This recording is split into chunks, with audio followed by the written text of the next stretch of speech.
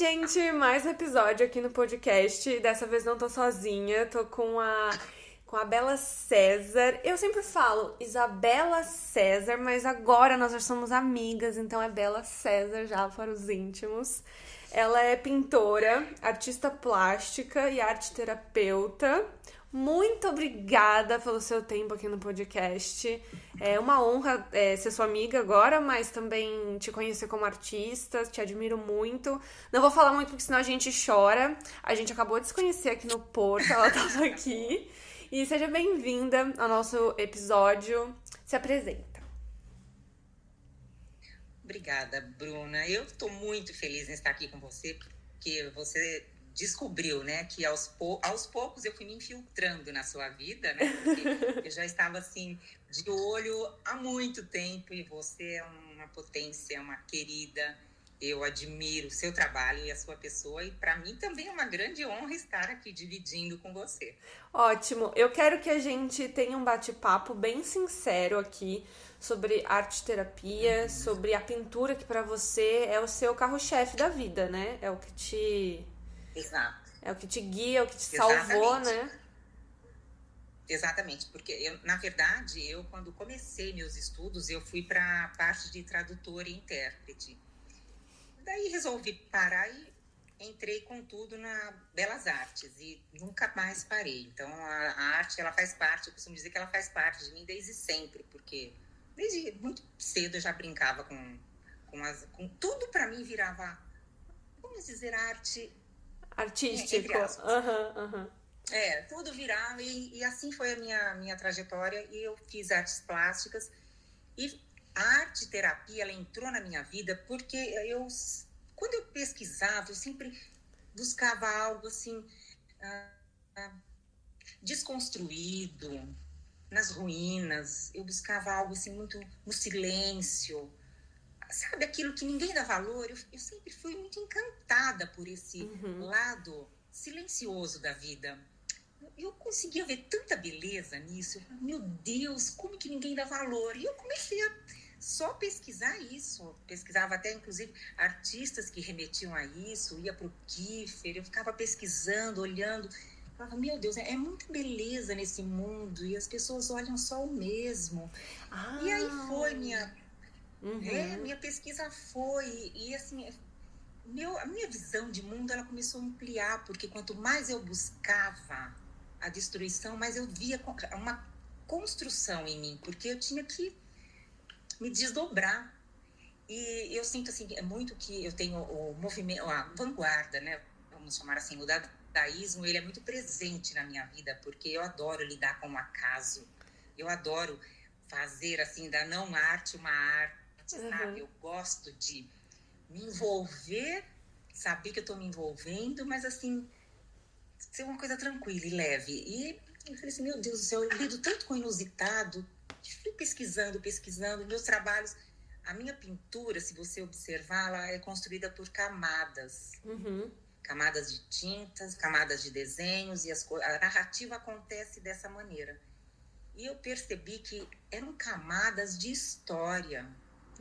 Porque conforme eu ia fazendo, eu falei, gente, eu estou narrando, é uma narrativa aqui, são acontecimentos, camada de história da vida, porque a vida da gente é uma sequência, e é lindo isso, não tem nada feio, e a gente não apaga nenhum acontecimento, porque aquele acontecimento que a gente não gostou lá de trás, naquele dia que, sei lá, alguém te empurrou na escola, ou que algo aconteceu, ou que, sei lá, o acontecimento, mas aquela situação ruim que te machucou, ela fez o que você é hoje. Então a vida é muito bonita, a gente tem que entender essas camadas. E eu percebi que eu estava narrando camadas e camadas. Então você enxerga, quando você vê uma pintura minha, você enxerga aqui como se fosse um início. Lá atrás você percebe que já tem coisas e que vem vindo. E esse acúmulo fez com que eu pensasse assim, pera um pouco, eu preciso entender tudo isso.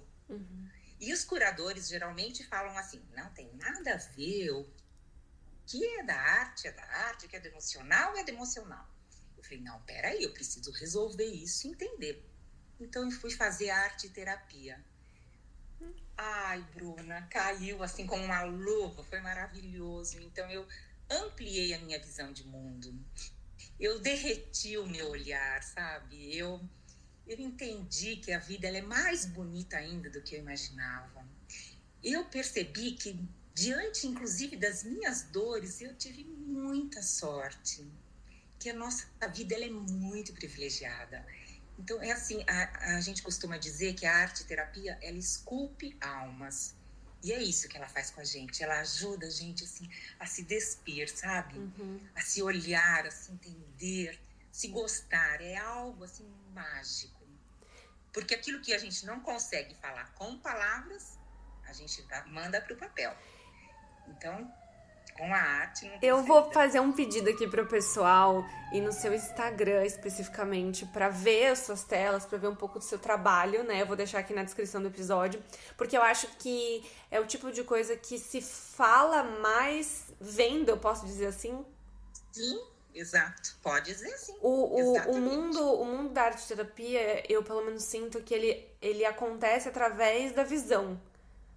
Você enxerga a vida metaforicamente e presencialmente também. Exatamente. É uma nova possibilidade de se enxergar. Perfeito. Então você diria que a vida é uma tela em branco? Eu diria que não. Não. Não. A vida, quando ela acontece pra gente, ela já vem com um rascunho ali, sabe? E a gente faz dela o que a gente quer. Você até pode deixar sua tela em branco. Você escolhe como você vai viver. Mas se você quiser colocar narrativas e narrativas e narrativas, a sua vida vai ficar cada vez mais bonita. Porque você vai estar dando conteúdo. E a gente precisa desse conteúdo. A gente precisa desse alimento para mudar a nossa visão de mundo e viver cada vez melhor.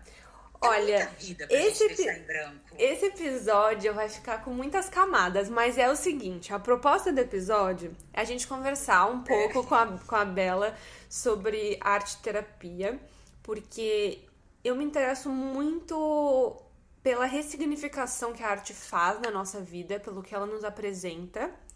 E depois eu queria inaugurar um novo quadro com a Bela aqui no episódio, que vai ser sobre livros. Eu vou trazer convidados aqui ao longo dos novos episódios para eles falarem sobre um livro específico que marcou a vida deles. Isso é bem difícil, né? Porque um livro só é sacanagem. Não, mas eu trouxe um aqui que eu vou torcer para que você não tenha lido, porque é um livro muito especial, bastante especial. Tá. E depois eu também quero falar sobre uma leitura que eu e a Bela fizemos. Então o episódio vai ficar dividido assim. E aí, o que você acha melhor? A gente começa falando sobre arte pra trilhar esse caminho, porque eu queria que você explicasse pra mim, como se eu fosse uma criança de 5 anos, porque é complexo, é abstrato, né? Essa arte que você produz no sentido vívido. Então, quais são as diferenças de uma arte mais clássica, de uma arte mais moderna, aqui pra gente entender, pra gente se situar, e também as referências que você tem no mundo, assim, da arte-terapia, pra gente conhecer, ver, enfim, uma coisa por vez. Tá, isso, vamos aí aos poucos. Bom, diferença de arte, de um estilo pro outro, eu diria assim, para facilitar a compreensão.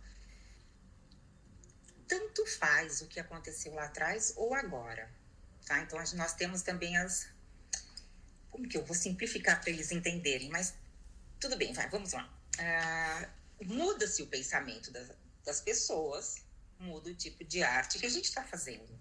Então, é muito lógico que há muito tempo atrás, vamos pegar aí 1400, tá?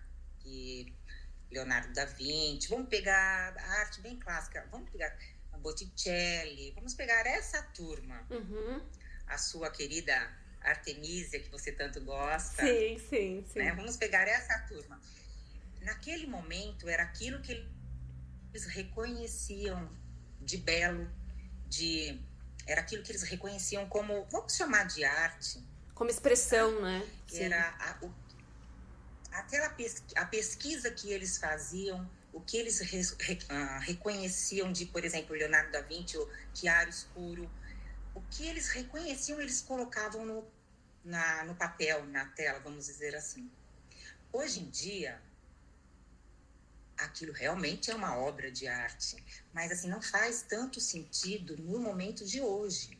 Então, hoje, se você, por exemplo, recentemente eu fiz 2 visitas em museus com a minha filha. Nós fomos no Museu do Prado, que ele é mais clássico, e fomos no Reina Sofia, que é mais moderno. Ela gostou mais do Reina Sofia, que é um museu com obras mais modernas. Então, é assim, faz mais sentido porque ele acompanhou outros acontecimentos, outros tipos de guerra, outras vivências, outros conflitos, e tudo isso faz uma interferência grande nos pintores. Então, essa é a principal situação. O que faz parte daquela época. Eram outros tipos de guerras, eram outros tipos de vivência. E hoje é uma outra conversa, um outro diálogo, então uma outra narrativa. Então a arte explica a vida explica a arte. É isso. Eu diria que a arte e a vida, elas caminham juntas. Não dá para separar, porque é tão mágico tudo. Você viu que eu tenho duas obras não, 2 quadros em branco aqui? Então, tô vendo. Eu comprei esses quadros, né, porque você quando tava aqui falou pra mim assim, talvez pintar pode te ajudar e tudo mais. Eu comprei as tintas e tudo mais. E quando eu coloquei eles em branco aqui, porque era só esboço, né, assim, eu falei, eu gostei deles em branco. Porque eu acho que eu tô na fase deles estarem em branco. Sim. Faz sentido não, também. Mas, Bruna, mas tem muito... É o seguinte, vamos pegar um pintor, antes da gente entrar no livro, vamos pegar um pintor, assim, que ele é mais minimalista. Vamos pegar o Rothko, que ele é aparentemente mais minimalista, mas se você ficar diante de uma obra dele por alguns minutos, você vai conversar tanto com você vai dialogar tanto com o que ele coloca no quadro, que você vai entender o porquê você nesse momento está gostando da tela em branco. Então, uma tela em branco, às vezes, ela grita mais do que algo muito colorido. Entendi. Entendeu? Entendi. Então, tá tudo certo, porque cada um no seu momento.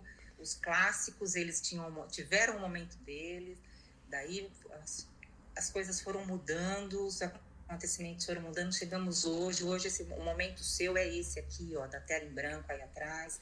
E ela pode ser que fique assim muito tempo e que ela te dê um bom recado, porque a arte não é assim, oh meu Deus, eu vou olhar e agora o que? Não tô entendendo nada e agora acho que eu não gosto. Não, calma, relaxa.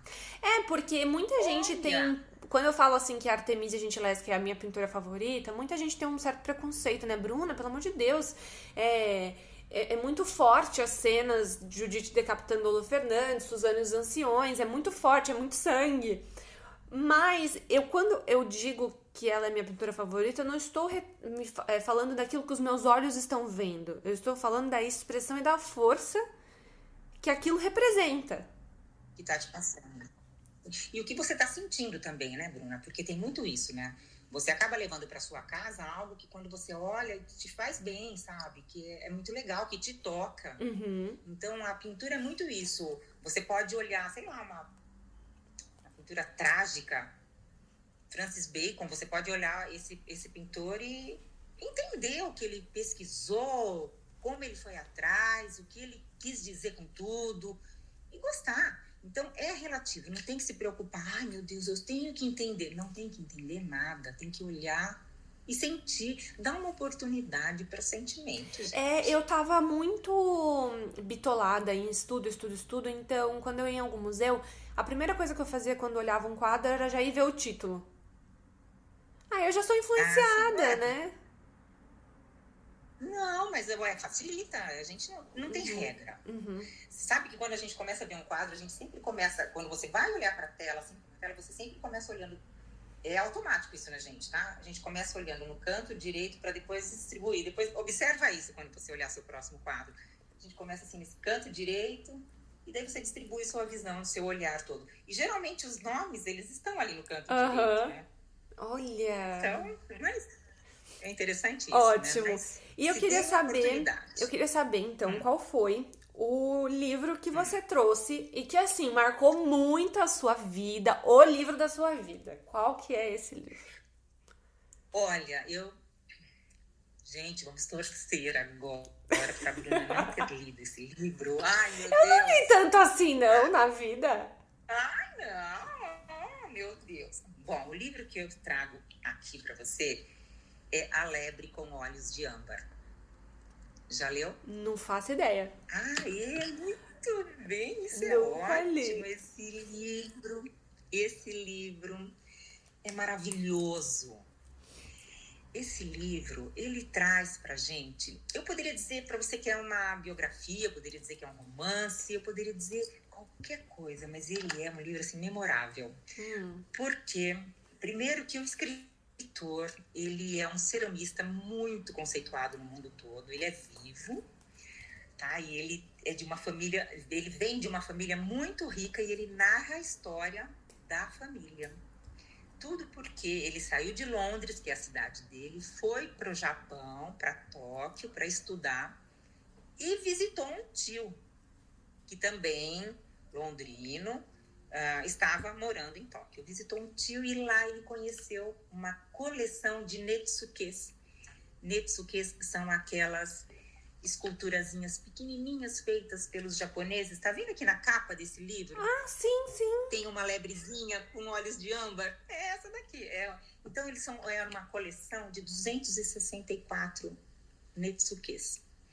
E ele achou uma coisa tão estranha aquilo. Ele disse, nossa, mas como uma coleção de 264 miniaturas? E essa coleção, depois que o tio falece, isso aqui ficou para ele de herança da família e ele foi atrás para descobrir sobre isso. Então, é uma família que nasceu em Odessa, que é aquela região lá da Ucrânia, né? Sai de lá, vai para Paris, sai de Paris, vai para Viena. De Viena, alguns vão para o Japão, para Tóquio, no caso, e outros para a Inglaterra. E nessa situação toda, tem um primo que se chama Charles Effusi. Effusi é uma família muito judaica, e eles são colecionadores de arte, são apaixonados por arte, e tudo acontece. Então, para a gente entender um pouquinho do livro, que eu não vou contar o livro todo, claro, é assim, daqui uns anos vão falar assim, gente, vocês conheciam, já leram sobre a Bruna Martioli? Ah, que interessante. Com quem que ela andava? Ela andava com fulano, ela tinha aula com ciclano, ela era amiga desse. Então, sabe essa ligação que a gente faz das pessoas? E o Charles Efrusi, que é o principal aqui desse livro, o primo dele, um primo assim de outras gerações, porque a história são 2 séculos de história. Gente, tem que ler esse livro, hein? Tem que ler. Esse Charles, ele era amigo de Renoir, de Degas, de vários pintores. Mentira! E aqui acontece tudo. Inclusive tem vou pegar aqui para ver se eu consigo te mostrar. Tem um quadro de Renoir, que é o Almoço dos Barqueiros. E esse Charles Efrus, ele foi retratado no quadro. Eles eram amigos íntimos. Amigos íntimos. E teve um momento, esse livro ele é tão rico, que vale a pena você ler os termos, as expressões.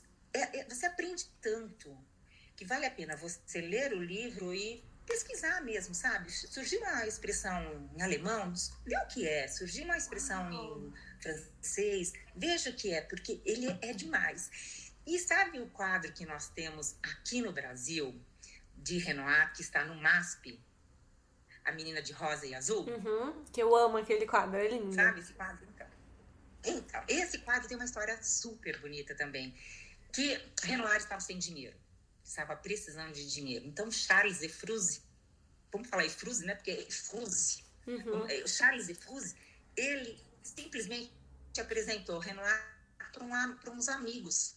E o apresentou como um bom pintor, para fazer a pintura, fazer uns retratos, e porque ele precisava de dinheiro, ele queria ajudar o amigo, e foi daí que ele pintou a menina de rosa e de azul, que eram de um casal, amigos do Charles.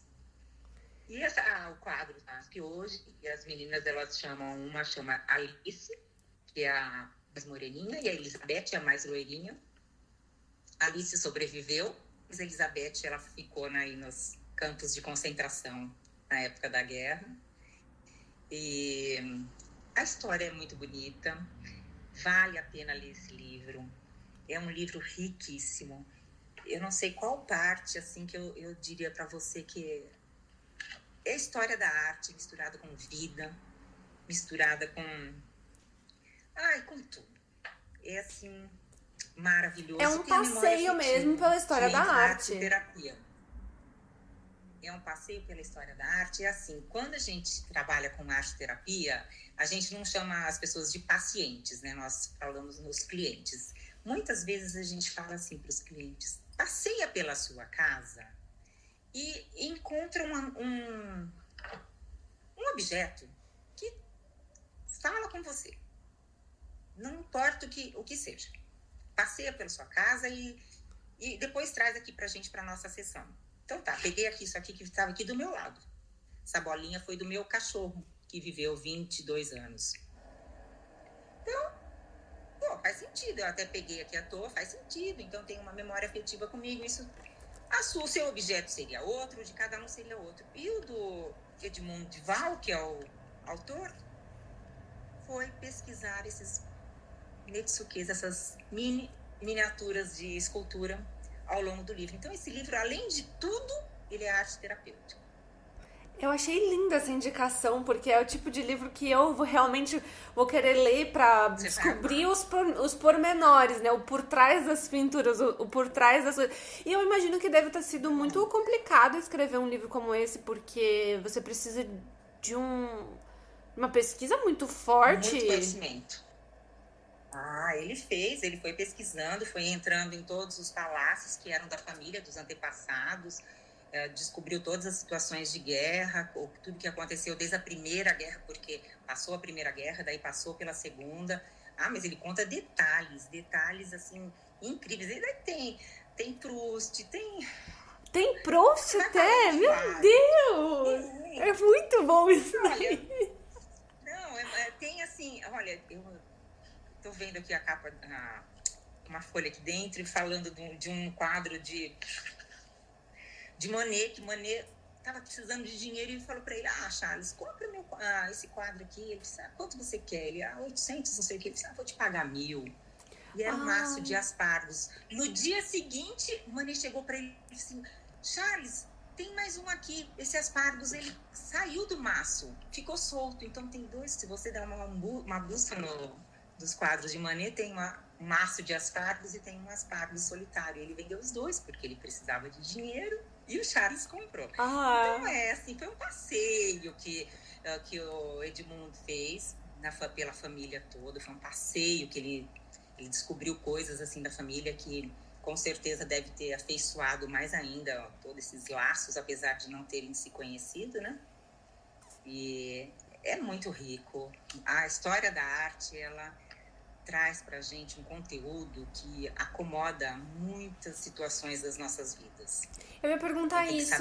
Você já usou a arte-terapia em momentos difíceis da sua vida, assim, para autoconsciente, assim, eu preciso da arte-terapia agora para resolver este problema? Muito, muito. É assim, às vezes a gente fala assim: mas poxa, Matisse, né? Você analisa a história de Matisse. Ele chegou um momento que ele não pôde mais pintar, não conseguia pintar, então alguém pintava para ele só conseguia recortar. Então, assim, quantos momentos que você conscientemente não consegue, sabe? Não consegue se transpor, não consegue atravessar aquilo. Então, você para e reflete. Espera um pouquinho, deixa eu pegar a experiência de quem já vivenciou algo semelhante e vou atravessar a minha história diante disso. Goya teve um momento da vida dele que ele ficou surdo. Dizem que é porque ele usava muito Foi o chumbo da cor branca, que em um momento ele usava muito. Não sabe, são histórias que a gente ouve, né? Mas ele conseguiu também se superar. Então, tem muitas histórias de artistas que... uma história que não vou falar aqui agora, porque senão a gente muda o foco. É a amizade de Cezanne e Zola. Como não vamos falar disso? Claro que a gente vai falar disso! A amizade deles é linda, mas eles não souberam finalizar essa amizade, morreram brigados. E a paixão de Cezanne pelas maçãs, você sabe qual é, né? Sabe por quê, né? Não. Porque Émile Zola, ele era muito pobre. E Cezanne era filho de um banqueiro. E os amigos de Cezanne também eram da mesma faixa de monetário, vamos dizer assim. E o Zola foi estudar na mesma escola que Cezanne estudava. E num das brincadeiras, os amigos deram uma rasteira nele e ele caiu, se machucou. E Cezanne foi o único que estendeu a mão para o Zola e deu atenção e perguntou se estava tudo bem, levou ele para casa levou o amigo para casa dele, enfim. Zola foi embora para casa dele, contou para a mãe o que tinha acontecido. A mãe, para agradecer, olha que coisa mais linda, o que ela fez, o que ela podia fazer naquele momento, porque ela não tinha dinheiro, mas ela tinha uma cesta e tinha maçãs. Ela encheu uma cesta de maçãs, deu para o Émile Zola e falou: filho, você leva para o seu amigo e agradeça a atitude dele. Nossa, imagina um menininho de 10 anos chegando na casa de Zola com uma cesta de maçãs. Que isso deve ter marcado. A que ponto marcou, né? Uhum. Nossa, eu não fazia ideia! Não fazia ideia que eles tinham sido amigos.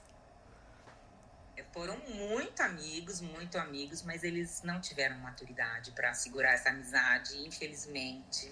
Mas até hoje, né, as relações humanas são estão cada vez piores, eu acho. Hoje em dia a gente descarta amizades de uma maneira muito simples, né? As pessoas não são assim descartáveis como uma grande maioria pensa. A gente precisa dar valor pro próximo, não dá, não. Eu queria perguntar para você se tem assim uma artista plástica ou uma artista de performance, que nem você me apresentou, a Mariana Abramovic, né? Pra gente conhecer, pra gente ver agora nesse fim de ano, pra gente fazer reflexões pra 2025, talvez um vídeo assim que tenha, ou uma performance que tenha no YouTube, que a gente possa pensar e refletir sobre ela pra esse fim de ano.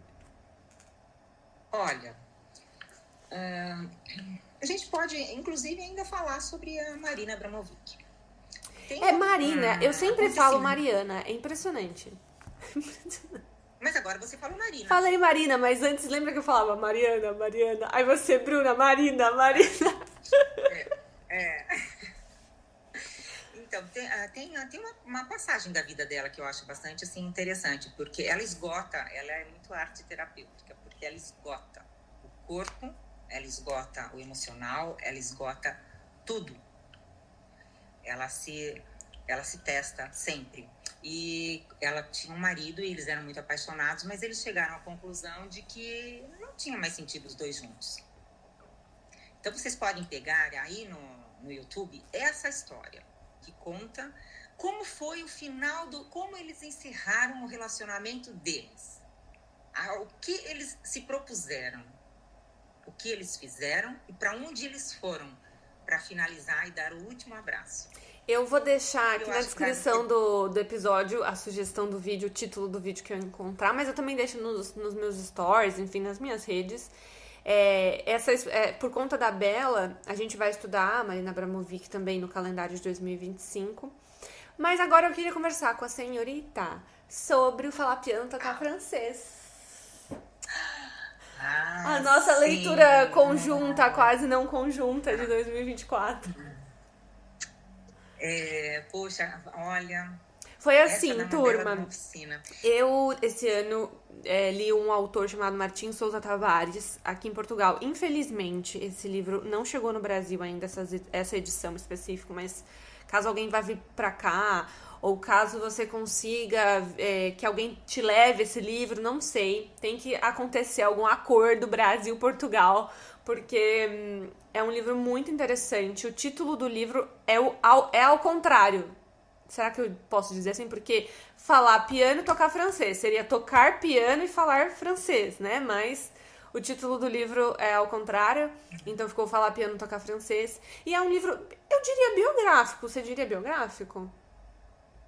Olha, eu acho assim, que ele está no mesmo caminho do Alegre com Olhos de Âmbar, porque ele é um pouco biográfico, ele chega a ser até assim, um romance de tão assim maravilhoso, né?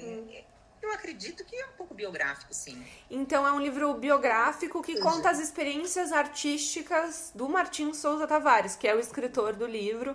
Em paralelo a isso, a gente tem sugestões de filmes, sugestões de poemas, visitas a museus, visitas a cidades, e ele vai falando sobre o belo, sobre a vida contemporânea, sobre registros e experiências de vida. E aí, quando eu li esse livro, eu pensei automaticamente na Bela, né? E aí, quando ela tava aqui, ela também pegou o livro e levou pro Brasil para ler. E o que você tirou, assim, de grande ensinamento desse livro, Bela? Eu achei incrível a maneira que ele coloca. O título é perfeito, eu achei incrível a maneira que ele coloca esse título. E é assim, fica aí já, sabe? A mudança de olhar. Você entender as coisas. Não, tá tudo certo, é falar piano e tocar francês. É ampliar a sua visão de mundo. Ouvir outras coisas. Pesquisar outros temas. Se conhecer, saber quem você é, para você caminhar com segurança nesse mundo. Ele fala assim, ele conta, a hora que ele fala dos ateliês, da luz que entra, você fica assim. Quando a passagem também que ele falou que me tocou muito foi Bolero de Ravel. Quando Ravel estava no teatro e aplaudiram alguma coisa, não me lembro muito bem, e Ravel simplesmente não levantou nem nada e ficou na dele, porque ele tinha uma antipatia ali com a pessoa que estava no teatro fazendo a peça. Ele conta detalhes tão ricos que é impossível uma pessoa não se tocar pela arte. A importância da arte na vida da gente, ela é tão grande que quando você entende, você não consegue mais viver sem. Sabe, quando você pegar um tecido, num tecido, você vai entender a arte que tem naquele tecido. Quando você pegar um óculos, você vai olhar uma ação com outro olhar, aquela coisa assim que vem do coração. É enxergar a vida, né? Eu acho que essa emancipação mesmo do olhar para a vida e enxergar ela por novas perspectivas. Eu acho que isso é a melhor coisa, não só para o ano que tá vindo, né? Mas para a vida. Mas eu, inclusive, fiz agora o calendário de Interartes, que é o calendário de poesia de 2025. Nem te mandei, né? Vou te mandar. Pra justamente a gente se conectar com novas visões de mundo. Novas formas de ler, talvez, os mesmos poemas de sempre, mas pelas representações deles em outras esferas. Então, a gente tem muita dificuldade, enquanto sociedade, de respeitar também diferentes tipos de arte. Então, é muito comum ver as pessoas reclamando, né, da adaptação de um livro para um cinema. Porque às vezes falta diálogo, às vezes falta alguma parte importante, mas talvez esse diálogo não dito está ali de uma outra forma. Talvez está pelas cores, talvez está pela música, pela ambientação. Exatamente. Por alguma outra característica dentro da tela do cinema, né? A gente às vezes demora um pouco para entender essas relações. Pelo próprio figurino, né? A forma como as personagens se vestem, enfim, então são adaptações. É importante a gente ter esse olhar para a vida e também saber fazer essas relações com outras formas de arte, né? Com a música, com a pintura, com diferentes olhares também para as artes plásticas, né? Exatamente.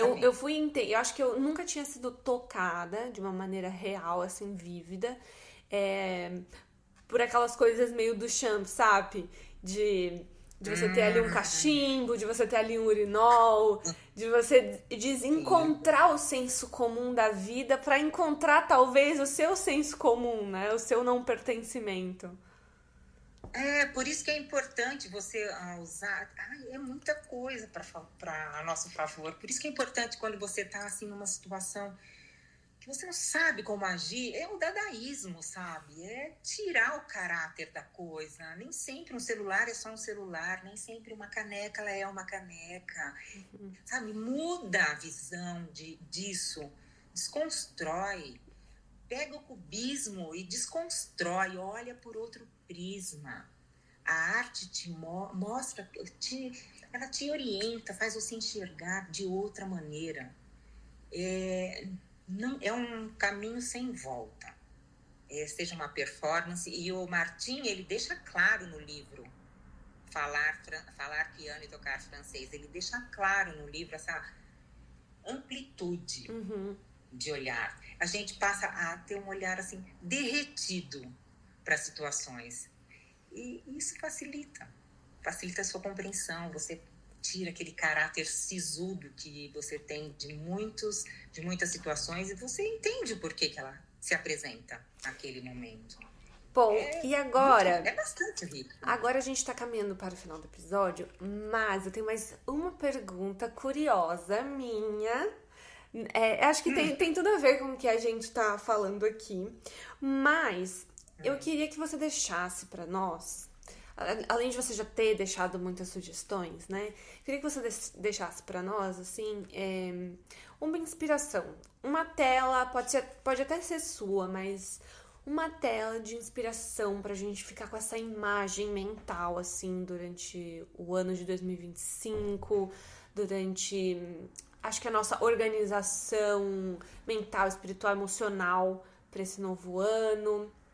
Pode ser uma coisa muito bonita, pode ser uma coisa muito, assim, inovadora, diferente, pra gente ir no Google mesmo, pesquisar, ver, repensar. Tá. Bom, inspiração para 2025. A gente tem que deixar claro que a vida não vem mimar a gente. Ela simplesmente nos oferece alguns caminhos e a gente tem que caminhar. Então, eu deixaria Guernica, de Picasso. Mas não só para olhar a tela, para estudar o contexto histórico.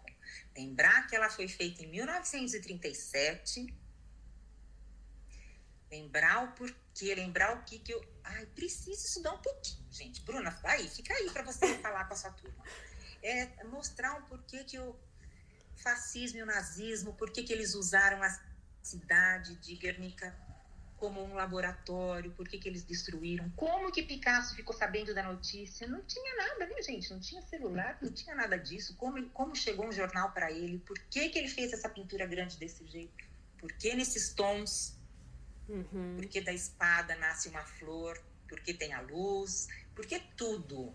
E faz isso na sua vida. Tá difícil, mas da espada pode brotar uma flor, sim. Tá complicado? Vamos dividir, vamos usar um movimento artístico aí, dividir essa figura, dividir as formas e olhar a beleza de cada uma. Se junto tá doendo, separa, desconstrói. E a Guernica, ela é olha, é material para um ano. Sabe o que eu pensei com você falando isso? Eu pensei que a gente tem aquela trend, pelo menos na internet, de você fazer mood board de sonhos para 2024, 2025, 2026, enfim, para os próximos anos, né? E esse ano eu quis fazer um pouco diferente. Eu quis pegar os registros que eu realmente já tenho na minha vida, as coisas que eu já fiz, e colocar ali em cima, não pegar as fotos da internet, porque o pessoal vai pegar foto assim no Pinterest, tipo, vida perfeita, né? E pega umas fotos aleatórias de outras pessoas, coisas de outras coisas, né? E aí coloca assim, eu sempre fiz, né? Aí eu colocava lá a faculdade, colocava lá o negócio, enfim, aprender a dirigir, essas coisas. Só que aí esse ano eu quis fazer diferente, eu quis pegar as imagens, recortar, né? Colar num cartaz, assim, eu gosto de fazer uma coisa analógica, né? E aí eu quis pegar e colocar as minhas fotos. As minhas Bacana. coisas, visualizar a minha vida, a vida que eu tenho pra 2025. Exato. Olha, isso aí. É isso aí. E você pode, inclusive, entre uma foto e outra, você pode ou colocar outras figuras para deixar algo meio surreal, para ser sonho mesmo e acontecer. Sabe? É algo assim, é por aí mesmo. É usar o material que você tem. Nós tivemos a pandemia e ela deixou claro que a gente não precisa comprar nada, nós temos tudo. Então, o que a gente pode considerar que é um lixo, não, ele é um material para virar um trabalho artístico. Eu ia perguntar isso, você gosta do bordalo? Eu gosto. Eu acho assim que uma sacada incrível, né? Ter feito isso. Aliás, se a gente tivesse essa possibilidade, essa criatividade, esse acesso a esse material todo e todo mundo enfeitasse as cidades assim, seria maravilhoso. Teríamos menos lixo, com certeza, e mais arte. É porque o lixo, ele não... A gente pensa, né? Isso vai pro lixo, mas o lixo fica no planeta Terra, né? Exatamente. Não existe lixo. Não. Vai pro lixo, não existe, não. Não existe, não. Existe arte quando a pessoa tem olhar para isso. É impressionante, né? É impressionante. Bom, Bela. Teve uma vez, deixa eu só contar isso pra você, que teve uma vez foi muito interessante, aquele ator, o John Travolta, ele estava internado e ele passou por um lixo no hospital, no corredor do hospital, e ele fez uma foto, porque tinha só uma ponta de um saquinho amarelo diante daquele cenário assim cinza, mas ficou uma foto tão artística. Então, o que eu falei é olhar derretido, né? Olhar derretido, você alcança tudo. Você tem esse olhar fotográfico também? Ah, tenho. Meu olhar, ele já é treinado. Nada passa despercebido. É tão gostoso, Bruna. Eu não consigo... Nada é feio. Não tem feio pra mim. De verdade, isso é algo que eu consegui com o tempo. Ai, que bom. Eu vou deixar o seu Instagram aqui na descrição pro pessoal conseguir ir lá, futricar, ver como é que tá as suas telas, as suas inspirações. Eu espero ter atendido aí o seu público, né? Porque é um assunto mais complicado, né? Tão simples, né? Falar de arte. E falar no podcast, né? Que é tudo ouvido, né? Não é visto, né? Não é ver. E desmistificar essa loucura, esse medo que as pessoas têm de arte, esse medo de entrar no museu, de entrar numa galeria. Você tem ido muito a museus, Bela? Sempre que eu posso, eu vou, sim. Sempre que eu posso, eu vou. Eu vi uma reportagem falando assim que o Louvre é o museu mais visitado do mundo, né? Aí eu vi uma reportagem falando assim que as pessoas não ficam 30 segundos na frente de uma tela. Foi você que me falou e você que me enviou. Foi você que me enviou. Falei mesmo. O máximo é assim, 15, 20 segundos. Então, mas assim, para aprender a gostar de museu, não precisa ver o museu inteiro. Sabe? Escolhe algumas e fica um pouco mais diante daquela obra. Procure entender que momento histórico o pintor estava passando. Procure entender, sabe? Já muitos anos atrás, séculos atrás, muita coisa acontecia e nada podia ser falado. Então, procure entender um pouco da vida dele. Um pouquinho que pegar na internet, daí você vai, faça uma visita online para gostar, né? Sim. Ótimo, ótimas dicas, amei. Bela, muito obrigada pela sua participação no episódio. Obrigada a você, querida. Eu amei as suas referências. Agora eu vou ter que ler. Espero que... Isso, leia. E aí, o que a gente faz? Mas será que eu encontro aqui? Eu mando pra você. Não, eu vou ver se eu não encontro aqui. Eu não sei. Pode ser. Olha, muito obrigada. pelo seu tempo, pela sua arte que inspira as nossas vidas, que inspira o nosso olhar, que treina mais o nosso olhar para a vida.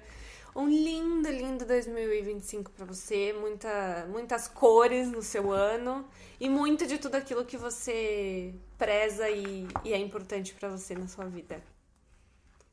Obrigada, Bruna. Você é uma querida, sabe disso. Eu desejo assim um mundo de felicidade para você, que seja leve, que seja doce, que seja gentil, que você merece. Obrigada e beijinho, turma. A gente se vê quarta que vem.